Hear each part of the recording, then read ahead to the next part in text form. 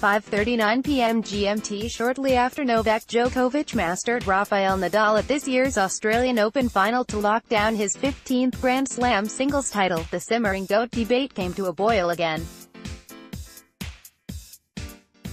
We immediately asked whether we need to start thinking about the top-ranked Serbian as the best ever. But it raised another interesting question: is it really possible the three greatest players of all time are active right now? Sure, it's feasible, but highly unlikely. This embarrassment of generational riches. Roger Federer owns 20 major singles titles, Nadal has 17, just 2 more than Djokovic, suggests our metrics for determining the GOAT are far too simplistic. The cumulative success of this trio is so overwhelming that it makes you wonder if it's even fair to compare them to their predecessors. If you acknowledge that, the GOAT debate changes drastically. Roger Federer has more major titles than anyone, but he's playing in a much different era from the stars of yore. Chaz Neal, Icon Sports Wire. A little history is in order, because it helps us understand how we got here. Up until Pete Sampras hit his stride, most people assumed Roy Emerson's record of 12 major singles titles would not be broken in the Open era. The game had changed too much, they thought. The depth in the ATP was too great. Nobody was even bothering to play the Australian Open, where Emerson had collected 6 of his singles titles. But two critical things were also happening: the rehabilitation of Australian Open. Tournament icons Bjorn Borg, Jimmy Connors and John McEnroe had played a combined total of just 8 times in a total of 49 years of Grand Slam play, and the homogenization of the Grand Slam surfaces.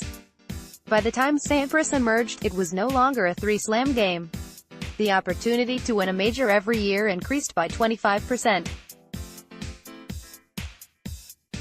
Just as important, over time, the hard courts at the US Open and Australia became medium to fast pace, depending on the year. The fast grass at Wimbledon was slowed to hard court-like speed, and the changes in equipment and court maintenance helped eliminate the dreaded clay court specialists who once terrorized seeds at the French Open. One of the ingredients in the success of the Big Four, other than their being incredibly gifted, is that they don't have to adjust as much to different styles or surfaces. Tennis Channel analyst Paul Anakin, who has coached both Sampras and Federer, recently told ESPN.com.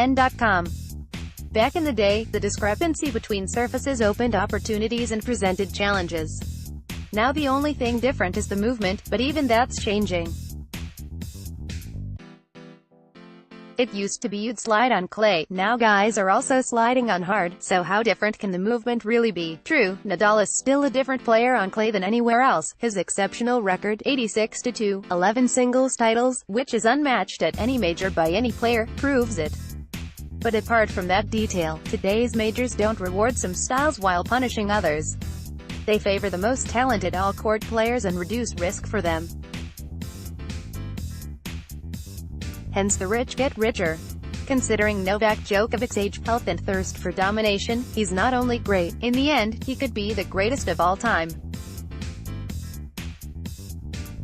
The speed at which these three titans eclipsed Sampras' record, after Emerson's had stood for so long, means a basic haul of major titles is just the entry fee into the GOAT debate. Other aspects of the record then become much more important. Those include head-to-head records, success in other first-rate events like Masters 1000s, and overall winning percentage. Let's not forget that because he spanned the amateur and open eras, Rod Laver was denied the opportunity to play majors for 6 years starting at age 24, the year after he completed a calendar year Grand Slam. Laver returned in the Open era and then accomplished another sweep of the majors, in 1969.